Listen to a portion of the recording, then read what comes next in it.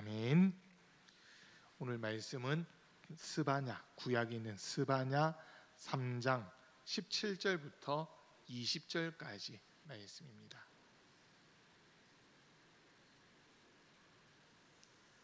스바냐 3장 17절부터 20절까지 말씀입니다.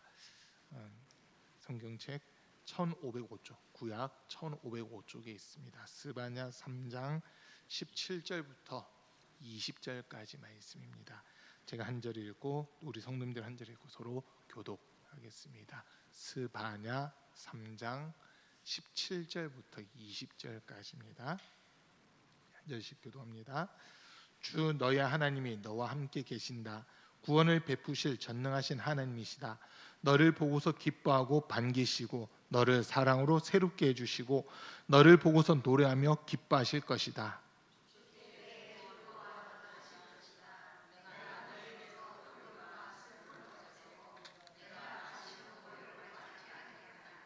때가 되면 너를 억누르던 자들을 내가 모두 벌하겠다. 없어진 이들을 찾아오고 흩어진 이들을 불러 모으겠다. 흩어져서 사는 그 모든 땅에서 부끄러움을 겪던 나의 백성이 칭송과 영예를 받게 하겠다.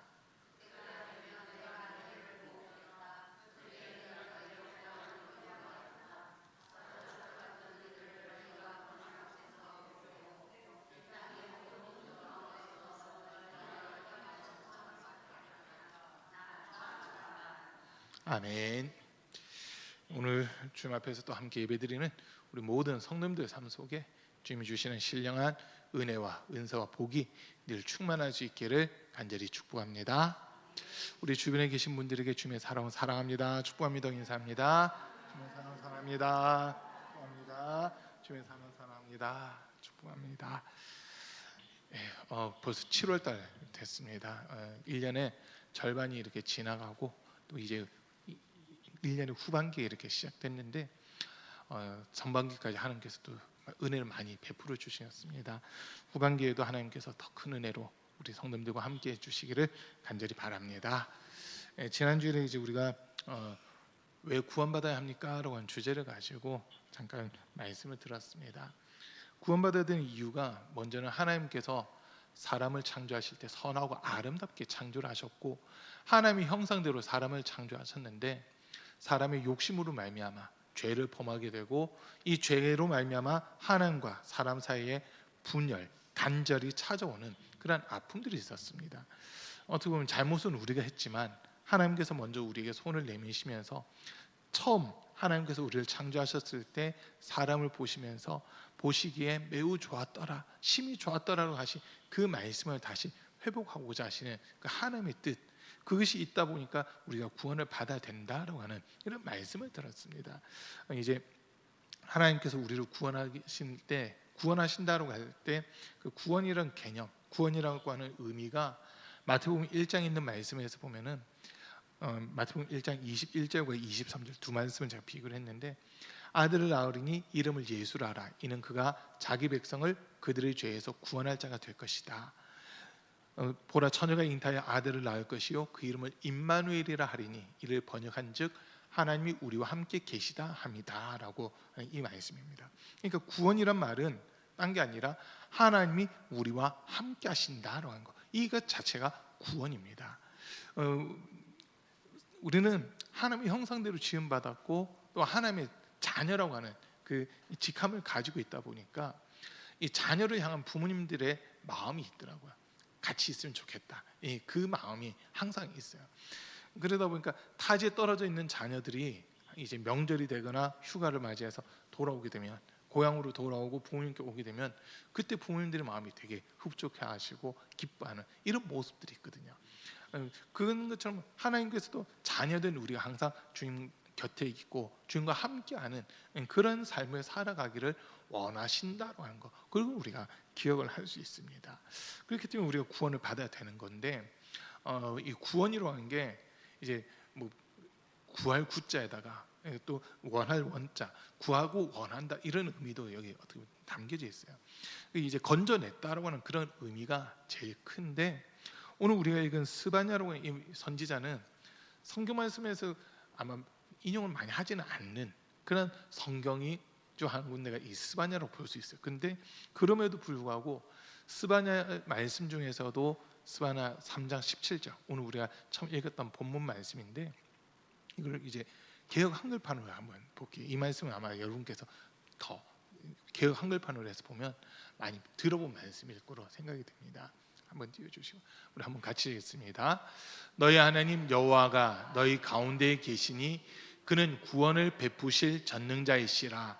그가 너로 말미암아 기쁨을 이기지 못하시며 너를 잠잠히 사랑하시며 너로 말미암아 즐거이 부르며 기뻐하시리라 하리라. 아멘. 비슷한데 또 좀 다르게 이렇게 표현이 되어 있습니다. 그래서 일부러 저는 이 말씀을 띄웠는데, 이 말씀 지금 처음에 시작하는 말, 너희 하나님 여호와가 너희 가운데 계시니, 이 말씀이 이제 구원이 이루어졌다라고 하는 그 의미인 겁니다. 이 스바냐로 하는 선지자는 뭐 우리가 책을 읽어보더라도 3장까지밖에 안 돼요. 3장까지밖에 안 되고, 이제 좀 분류를 한다면은 소선지서에 해당되는 부분이 이 스바냐로 하는 부분입니다.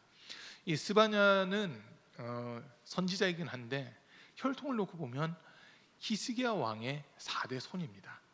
히스기야 왕 있잖아요. 남유다의 히스기야 왕의 손자의 아들, 뭐 거의 증손자쯤 되는 그런 모습이라고 보시면 되는데, 이 스바냐, 그러니까 왕족이에요. 왕족이고, 그러면서 이 예루살렘에서 활동했던 사람이 이 스바냐 선지자입니다. 그리고 이 말씀들을 쭉 읽어보면 아마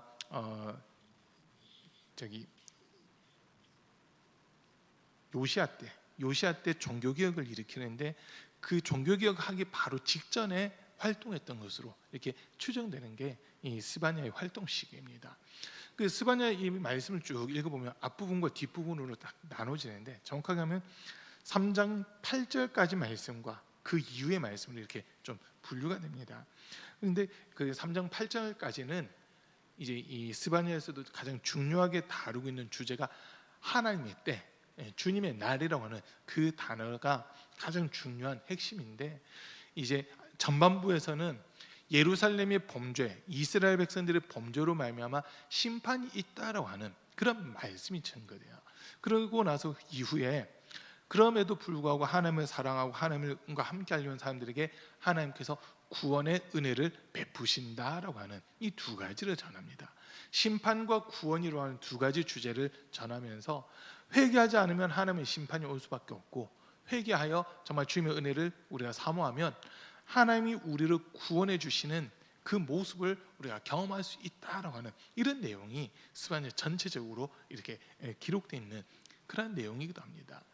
이 히스기야 하면 이미 의로운 왕, 하나님 앞에서 선하게 했던 왕 중 한 명으로 그렇게 인정을 받습니다.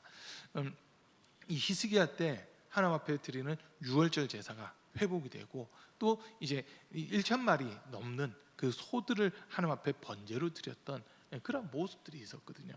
그래서 이사야 선지자를 통해서 히스기야가 신앙의 교육도 받고 훈련도 받고 하다 보니까 하나님 뜻대로 살아가려고 엄청 부단히 노력을 많이 했던 그런 것들을 기억할 수 있습니다.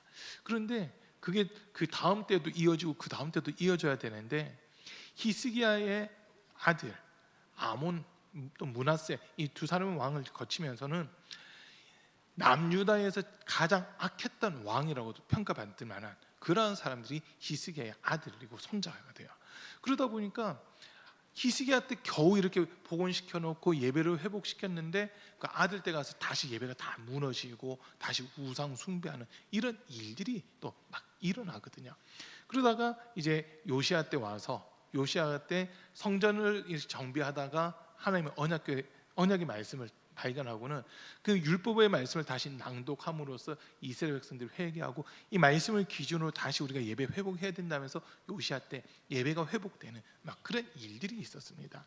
그래서 지금 요시야가 언약을 말씀, 율법의 그 말씀을 낭독하기 전까지 이스라엘 백성들은 죄악 가운데 거하고 있었지만, 자기들이 지금 죄를 짓고 있는 것조차 깨닫지 못하고 인식하지 못하고 살아가고 있는 그 상황 속에서 이 스바냐를 통해 이제 하나님이 하신 말씀, 주님의 날이 다가오고 있다. 주님의 날이 다가오고 있는데 그 날은 심판의 날이다. 이렇게 우상 숭배하고 하나님을 떠나 있으면 심판 받을 수밖에 없으니까 회개하고 하나님께 돌아와야 된다라고 하는 이런 메시지를 전해요. 그러면서 하나님께 돌아왔을 때는 이제 하나님께서 우리 가운데 함께 하시는 그 은혜를 허락하신다라고 하면서 오늘 우리가 읽은 본문의 말씀이 시작이 되고 있습니다. 17절 말씀을 우리 성경으로 다시 그대로 읽어보면요, 주 너의 하나님이 너와 함께 계신다. 구원을 베푸실 전능하신 하나님이시다. 너를 보고서 기뻐하고 반기시고 너를 사랑으로 새롭게 해주시고 너를 보고서 노래하며 기뻐하실 것이다. 자, 이 말씀 속에서 보면 하나님께서는 어떤 분이시냐, 우리에게 구원을 베푸실 유일한 분이 하나님이시다라고 하는 이걸 지금 인정을 하고 있습니다. 바꿔서 얘기하면요, 하나님 외에는 우리를 구원할 자가 없다라고 하는 그 이야기이기도 합니다. 그래서 앞에서 먼저 얘기하는 게 주 너희의 하나님이 너와 함께 하신다, 함께 계신다라고 하는 이 말씀을 하는 거예요. 주님이 함께 하는 거, 이게 구원이라고 했잖아요. 주님이 함께 하는. 그렇기 때문에 구원을 온전히 이루시는 분은 우리 하나님 한 분밖에 없다라고 하는 그 고백을 하게 되는 겁니다. 많은 사람들은요, 소위 인본주의로 하는 분들이 하는 이야기가 뭐냐면 산이 있으면 그 산에 올라가는 여러 가지 방법들이 있다는 거예요.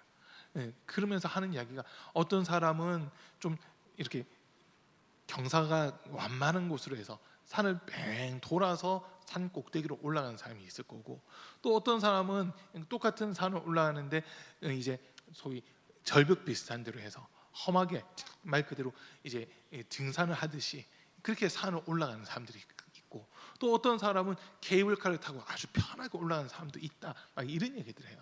근데 그거를 산 꼭대기를 만약 구원이라고 봤을 때 구원의 이런 방법이 이거다 저거다 하면서 여러 가지 얘기하는 사람들은 사실 다 잘못된 겁니다. 구원 받을 수 있는 방법은 예수님밖에 없어요. 예수님밖에 없어요. 그런데 금방 제가 예를 든 이거를 그대로 인정하는 것을 흔히 종교다원주의라고 그러거든요. 다른 종교에도 구원이 있다는 거예요. 다른 방법, 다른 길로 가도 이 산꼭대기만 가면 된다, 이런 식으로 주장하는 사람들이 있는데 그게 소위 인본주의자들이 하는 이야기입니다. 하나님께서 정하신 방법이 아닌 다른 방법으로 가도 구원만 받으면 되는 거 아니냐, 이런 이야기들 하거든요. 제가 처음에 교육전도사를 2000년에 교육전도사를 나왔어요. 2000년, 2001년 이렇게 교육전도사 했는데, 그때 제가 교육전도사를 했던 교회가 그 당시 108년 된 교회였거든요. 그 당시 108년 된 교회. 그러니까 선교사님들에 의해서 세워졌던 교회예요.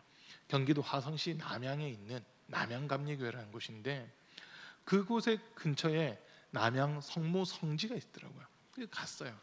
청년들하고 한번 가재해서 들어가 봤어요. 이 방, 그러니까 테마들이 여러 가지 이렇게 돼 있고 보니까 거기 기도문들도 적혀 있고 하는데, 제가 제일 충격받은 방이 이제 이 기도방이에요. 기도방인데 기도를 누구한테 하느냐? 일단 성모 마리아한테 기도를 하더라고요. 마리아에게 기도를 하는데 기도문이 이렇게 돼 있어요. 성모 마리아님, 저는 기도를 잘 할 줄 몰라요. 그리고 예수님에 대한 믿음도 불확실해요. 그러다 보니까 그럼에도 불구하고 난 구원받고 싶은데 내가 믿음도 연약하고, 그리고 성경도 잘 알지 못하고 기도도 잘 못하고 신앙생활에 함에 있어서 너무 미비한 부분들이 많다 보니까 내 힘으로는 도저히 구원받을 수가 없기에 성모 마리아함께 구합니다. 천국의 뒷문이 있다면 그 뒷문을 열어서 저를 맞이해 주세요라고 이렇게 돼 있어요. 천국의 뒷문이 있다면 그 뒷문을 열어서 저를 맞이해 주세요라고 기도문이 그렇게 돼 있더라고요. 그럼 이거 맞는 거예요. 천국의 뒷문이 어디 있어요? 뒷문 들어갔다는 것 자체가 불법으로 들어왔다는 거잖아요. 불법으로 들어온 거예요. 근데 그걸 놓고 기도를 하게끔, 그걸 보고 기도 못하는 사람들이 이거 보고 그대로 읽으세요라고 하면서 그렇게 돼 있는 거예요. 그거 보고 뒷문으로 들어가면 저 지옥 갈 텐데. 아무튼 그런 기도문이 적혀져 있었어요. 그거 보면서 제가 엄청 이건 뭐지 하면서 충격받았거든요. 여러분, 성경 우리에게 분명 사도행전 4장에서 우리에게 명확하게 일러주는 게 구원받을 만한 다른 이름을 우리에게 주신 적이 없다고 했습니다. 오직 예수 그리스도를 믿는 그 믿음으로만 우리가 구원을 받는 거거든요. 그러니까 하나님께서 우리를 구원하신 방법이 뭐냐라고 했을 때 예수 그리스도를 우리에게 보내주셨잖아요. 그래서 예수님을 믿기만 하면 그 사람은 이 땅에서 죄가 많든 믿음이 적든 그런 거 상관없이 뭐 부자로 살았든 가난하게 살았든 많이 배웠든 적게 배웠든 키가 크든 작든 뭐 남자든 여자든 이거 아무 상관없이 예수님을 믿는 믿음만 있으면 구원 얻는다라고 우리에게 명확하게 알려주는 겁니다. 내가 교회 소위 많은 분들이 이런 생각이에요. 믿음이 있다고 하는 사람들은 교회에서 열심히 하는 사람만 믿음이 있다고 생각해요. 믿음이 있으니까 열심히 하는 건 맞아요. 믿음이 있으니까 열심히 하는 건 맞는데 열심히 한다고 그 사람이 다 믿음이 있을까? 이걸 한번 우리가 고민을 해봐야 되는 부분이거든요. 믿음이 있는 사람들은 열심히 할 수밖에 없어요. 그러나 반대로 열심히 하는 모든 사람들이 다 믿음이 있는 건가? 라고 했을 때는 아닐 가능성들도 있습니다. 아닐 가능성도 많아요. 그러나 우리가 볼 때 저 사람 좀 더 열심히 해도 될 것 같은데 이런 사람들도 있잖아요. 아직 믿음이 없어서 그런가 봐, 믿음이 약해서 그런가 봐, 이렇게 우리가 걱정하는 사람이 있는데 주님이 보실 때 우리 믿음이 있다고 인정받는 그런 사람들도 있을 수 있거든요. 천국 가면 세 가지 때문에 깜짝 놀란대요. 진짜 세 가지 때문에 놀랐는데, 첫 번째는 이 사람이 진짜 천국 갈 수 있을까라고 했는데 그 사람이 천국 와 있는 거 보면서 깜짝 놀라고요. 두 번째는 이 사람은 틀림없이 천국 와 있을까 했는데 천국에 그 사람이 없을 때 깜짝 놀란대요. 근데 세 번째 진짜 깜짝 놀라는 건 내가 천국 왔다는 것 때문에 제일 놀란다는 거예요. 내가 천국 왔다는 것 그 자체가 제일 깜짝 놀란 사건이라는 거죠. 그런데 이 천국에 간다고 하는 거, 천국은 우리 하나님의 영역이잖아요. 하나님의 영역이고 그 안에 내가 들어가 있다는 것은 주님과 함께하고 있다고 하는 그 의미거든요. 그래서 구원이라고 하는 것을 설명할 때 뭐 여러 가지 말하는 분들이 있는데 구원은 딴 거 아니에요. 하나님이 나와 함께할 수 있는 상태가 되어 있으면 구원 받은 겁니다. 그러면 우리 모습을 다시 돌아보는 거예요. 우리 모습은 사실 죄인의 모습이잖아요. 죄악 가운데 거하고 있던 게 우리의 모습이에요. 그런데도 불구하고 하나님은 우리를 사랑하기로 작정하셨고 예수는 우리에게 보내주신 겁니다. 요한복음 3장 16절 17절 말씀이 하나님이 세상을 이처럼 사랑하사 독생자를 주셨으니 이는 그를 믿는 자마다 멸망치 않고 영생을 얻게 하려 하심이라. 하나님이 그 아들을 세상에 보내신 것은 세상을 심판하려 하심이 아니요 그로 말미암아 세상이 구원을 얻게 하려 하심이다라고 하는 이 말씀을 우리에게 주시는 겁니다. 그러니까 예수 그리스도를 통해서 우리가 구원받을 수 있는 그 길을 열어주신 거예요. 그러다 보니까 예수님께서도 하신 말씀이 요한복음 14장 6절에서 내가 곧 길이요 진리요 생명이니 나로 말미암지 않고는 아버지께로 올 자가 없느니라 라고 하는 이 말씀을 하시는 겁니다. 구원에 있어서 다른 방법은 없다라고 하는 것을 우리가 명확하게 기억을 해야 됩니다. 하나님께서 우리와 함께 하실 수 있는 방법이 뭐냐 했을 때 우리의 죄가 덮여지고 가려지면 하나님이 함께 하실 수 있거든요. 하나님의 속성을 이야기할 때 가장 중요한 속성은 하나님은 완전한 분이시기 때문에 하나님에게는 죄가 없다라고 하는 겁니다. 죄 없는 하나님께서 죄인된 우리와 함께 할 수 있는 방법은 우리의 죄가 덮여지고 가려지면 하나님이 함께 하실 수 있다는 거거든요. 그러나 우리의 죄가 그대로 있을 때는, 우리의 죄가 해결되지 않았을 때는 하나님이 함께 할 수 없는 이런 모습이 되고 마는 겁니다. 그래서 창세기 6장 말씀에서 이렇게 얘기하잖아요. 하나님의 아들들이 사람의 딸들의 아름다움을 보고 자기가 좋아하는 사람들을 아내로, 모든 여자들을 아내로 삼는지라. 이것이 여호와께서 이 모습 때문에 하신 말씀이 나의 영이 영원히 사람과 함께하지 아니하리니 이는 그들이 육신이 됨이라. 그러나 그들의 날은 120년이 되리라 하시니라. 하나님의 영이 그들과 함께할 수 없대요. 왜? 육신대로 살아가니까. 육신이 되었고 육신의 정욕, 안목의 정욕, 이생의 자랑만 쫓아서 살아가다 보니까 하나님이 함께할 수 없는 모습, 이게 돼버린 겁니다. 그게 창세기 6장에서 사람들의 모습이다라고 제안을 하고 있어요. 그런 우리지만 하나님께서는 우리를 사랑하기로 작정을 하신 거고 우리를 받아주기로 작정을 하신 겁니다. 대신 죄의 값은 사망이기 때문에 반드시 누군가 죽어야 되는데, 그래서 구약시대 때는 제사 드릴 때마다 소를 잡든지 양을 잡든지 염소를 잡든지 비둘기를 잡아서 피를 흘리는 그 제사를 반드시 드려야만 되는 거였습니다. 제사를 드리고 난 다음에 피를 흘리는 그 제사를 드린 다음에 제사장이 물두멍 앞에서 자신의 손과 발을 씻고 성막 안으로 들어가는 거예요. 성막 안에 들어가면 이제 그 진설병들 떡상이 있는데 그 떡상에서 떡을 떼서 먹고 분향단 앞에 가서 향을 피우고 그리고 등잔대의 등불을 확인하는 이런 모습들로 제사를 드리는 거였거든요. 그러니까 죄 씻음 받고 죄 용서 받았다고 한 증거로 손을 씻는 거예요. 근데 제사장이 손을 씻고 있지만 사실 의미는 이 짐승을 가지고 이 사람의 죄가 불로 태워졌으니까 이제 또 물로서 씻어서 깨끗게 해 주십시오. 제가 대신 씻지만 이 사람은 대신 정결케 해 주십시오라고 그런 의미가 여기 담겨져 있거든요. 그리고 안에 들어와서 떡을 먹는 거는 예수님 나라가 하늘로부터 내려온 산떡이다라고 하셨으니까 그 예수님을 공급받고 빛 대신 예수님 그리고 분향단에 향을 피우는 거는 기도를 주님께 올리는 이런 행위들이라는 거거든요.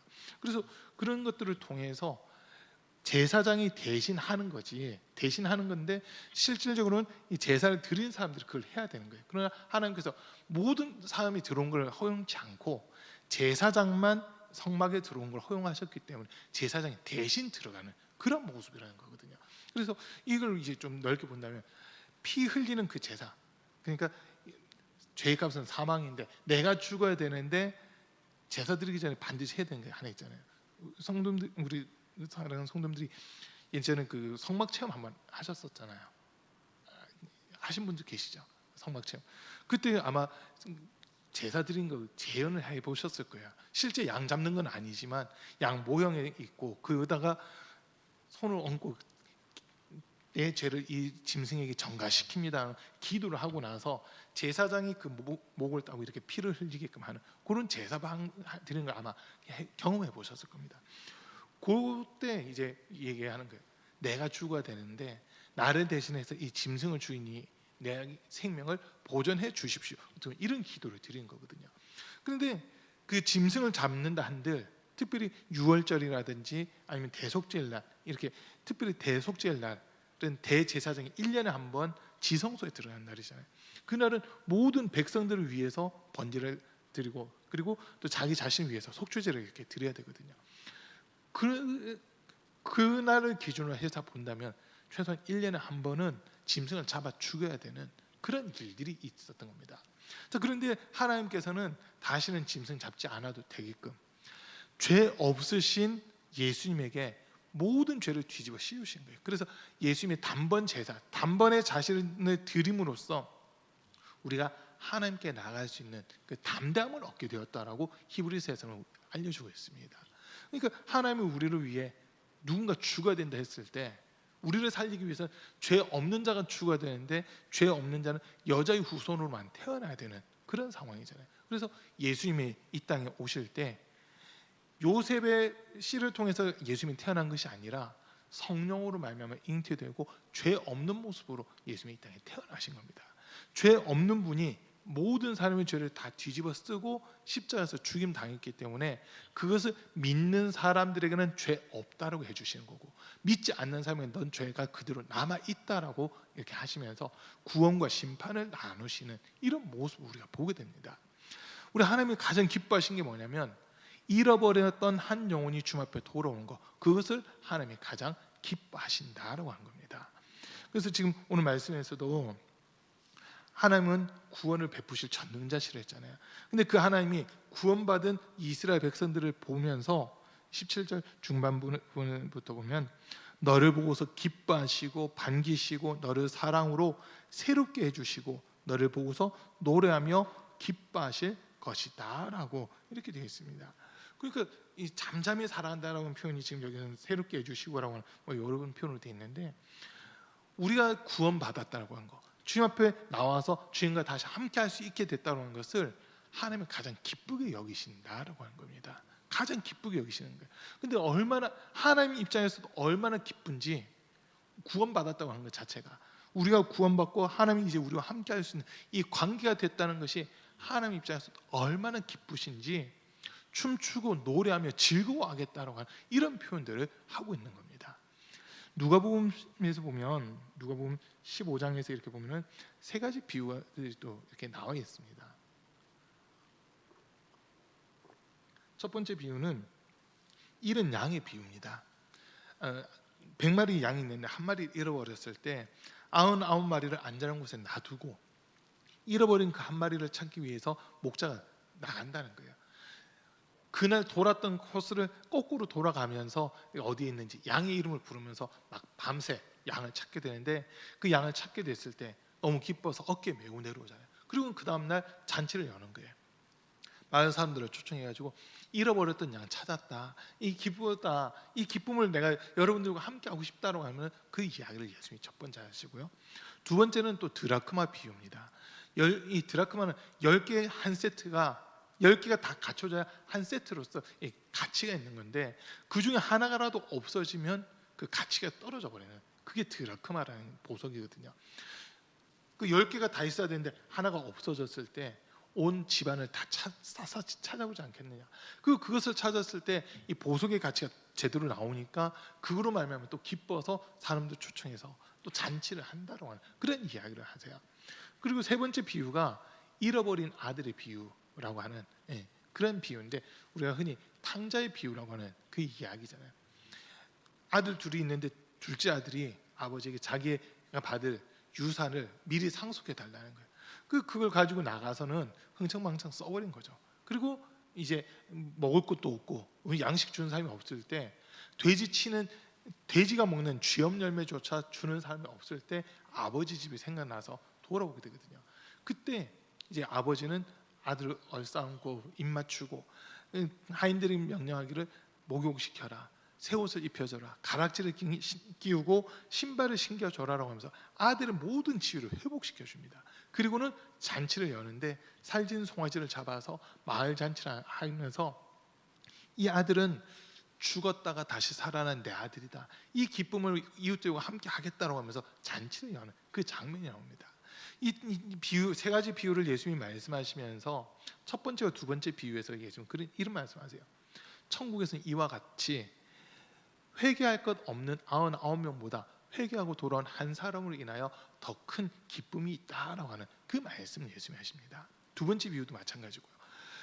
천국에서 주님이 가장 기뻐하신 것이 무엇이냐 했을 때, 한 사람이 주님께 돌아와서 주님과 함께 할 수 있는 이 관계가 됐을 때 천국에서는 우리 주님이 가장 기뻐하시고 즐거워하시고 춤추며 노래하는 이런 모습들이 나타난다라고 하는 겁니다. 하나님이 가장 기뻐하신 게 우리가 주 앞으로 돌아오는 거, 그 모습이라는 거거든요. 그래서 오늘 이 17절 말씀이 너무 중요한 게, 하나님께 돌아왔을 때 먼저는 하나님 기뻐하시는 거예요.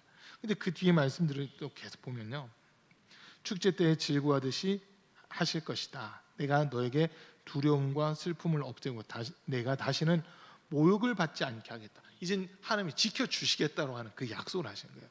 하나님을 떠났을 때는 두려워하고 슬퍼하고 그리고 모욕을 당하는 이런 모습이 이스라엘 백성들의 모습이었지만, 하나님께 돌아왔을 때 하나님과 함께하며 그 구원의 은혜 기쁨 가운데 갈 때는 그때부터 이제 주님이 하나하나 회복시켜 주시는데, 다시는 너희가 두려워하지도 않을 거고 슬퍼하지도 않도록 내가 너희를 지켜줄 거다라고 하는 그 이야기를 하세요.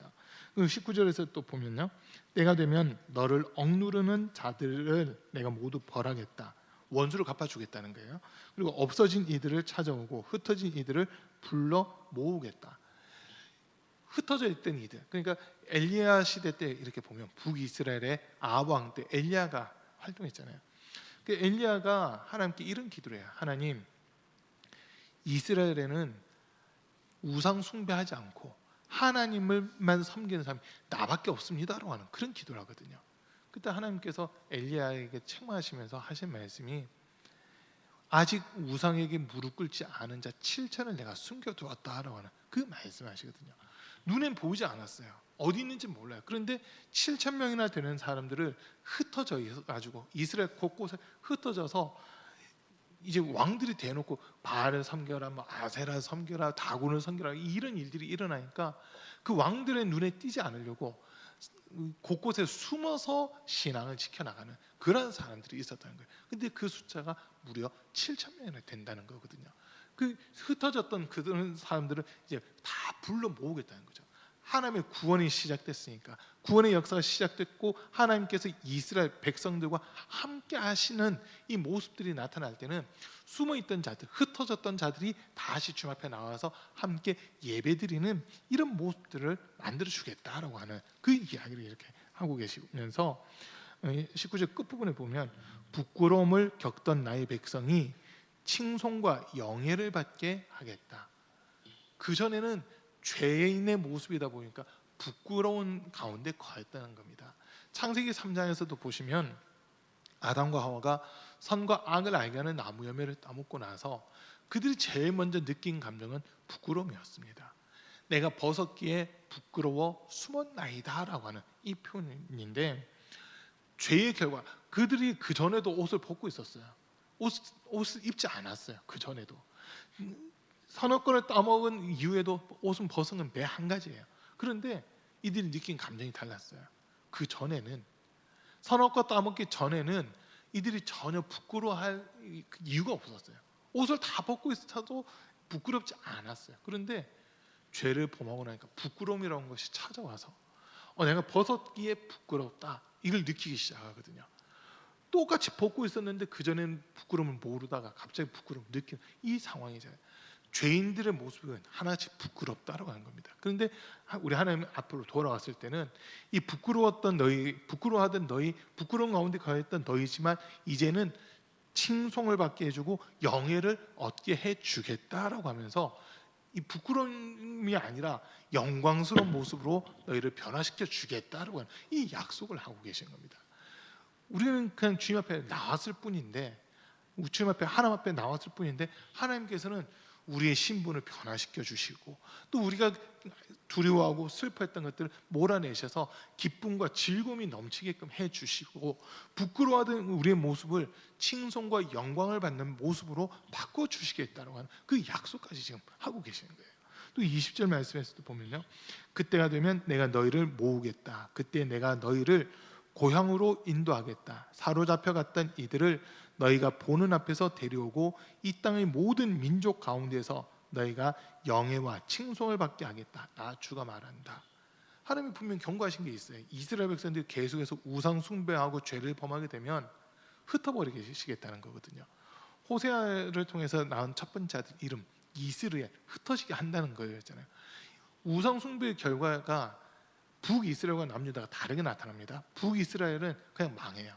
망하면서 아수르가 침공해 오고 아수르와 이렇게 이제 아수르에 의해서 혼혈족들이 되어버립니다. 순수 혈통이 다 깨져버려요. 이게 북이스라엘의 모습. 그런 반면 남유다는 바벨론에 의해서 멸망당하는데, 북이스라엘은 주전 722년에 멸망했고요. 남유다는 주전 586년에 멸망합니다. 약 150년 정도 이렇게 차이가 나는데, 멸망은 당했지만 바벨론의 각 도 127개도 내지는 128개도에 각 흩어져 있다가 이들이 이제 70년 동안 포로 생활한 이후에 3차에 걸쳐서 돌아오게 되잖아요. 3차에 걸쳐서 이렇게 돌아오는 그 과정들이 있거든요. 좀 그거를 어떻게 보면 이 스바냐 선지자를 통해서 말씀하고 있는 겁니다.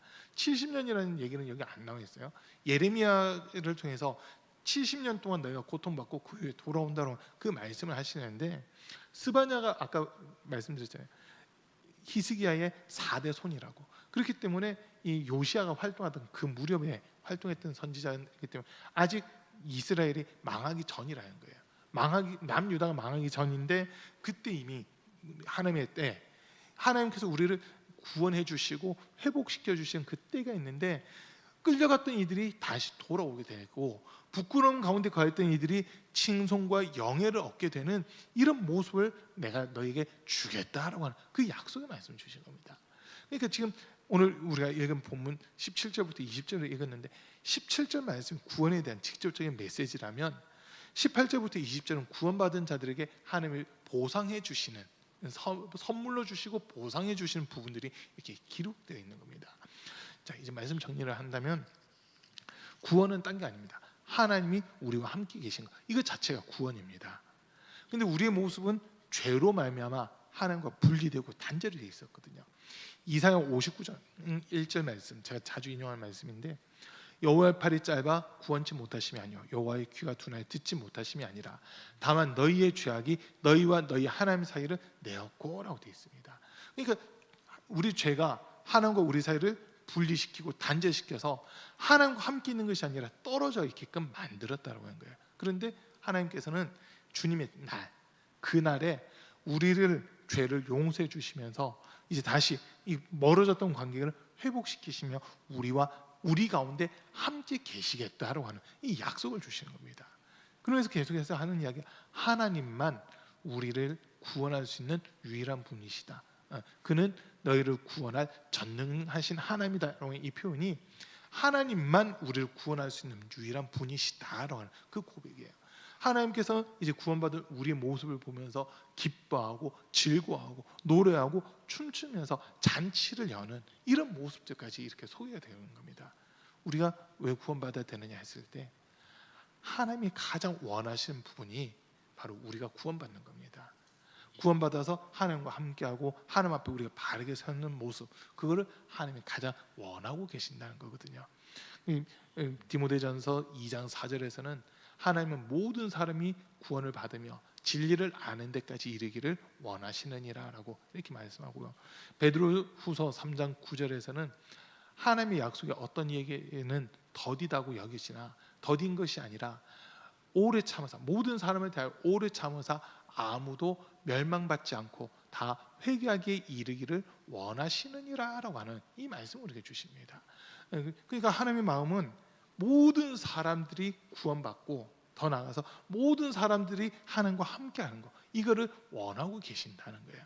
그런데 하나님과 우리 사이를 나누고 있는 건 죄이기 때문에 죄의 문제만 해결되면 하나님께서는 잃어버렸던 우리의 영광 이런 것들을 회복시켜 주시고 부끄럽고 수치당했던 우리에게 이제 우리를 영광스럽게 해주겠다, 명예를 회복시켜 주겠다라고 하는 그런 약속들을 우리에게 주시는 겁니다. 우리는 그냥 주님 앞에 왔을 뿐인데 하나님이 너무나도 기쁘니까 한 사람이 주님 앞에 돌아왔다는 것 때문에 하나님과 멀어졌던 사람이 주님 앞에 돌아와서 주님과 함께할 수 있는 그 관계가 회복됐다는 것 때문에 하나님께서 우리에게 엄청나게 많은 것들을 보상해 주시겠다라고 하는 이 약속을 우리에게 주시는 겁니다. 하나님이 보상해 주실 때는요, 그대로 보상해 주신 게 아니잖아요. 하나님의 법칙은 30배, 60배, 100배거든요. 우리는 주님 위에 하나 심었을 뿐인데 하나님은 우리를 위해 30배, 60배, 100배로 거두게끔 하시는 그 은혜를 주시는 겁니다. 그 복이 우리 사랑하는 가온빛교회 모든 성도님들과 함께 할 수 있기를 간절히 축복합니다. 잠깐 기도하겠습니다. 오늘 말씀 들은 거 생각하시면서 주님, 구원은 하나님과 함께하는 거라고 했는데 하나님과 나 사이를 가로막고 있었던 죄 정말 예수님 십자가 앞에 다 내려놓게 하시고 죄의 용서와 함께 정말 주님이 기뻐하시는 삶, 주님 앞에 바르게 설 수 있는 우리가 되게 도와주십시오. 그리고 우리가 주님 앞에 바르게 서고 주님과 함께 할 수 있는 그 모습들 때 주님이 기뻐하고 즐거워하신다 했는데 그 기쁨 우리도 함께 누리게 해달라고 이 시간 주여 3번 부르고 잠깐 기도하겠습니다. 주여, 주여, 주여. 하나님 아버지 감사합니다.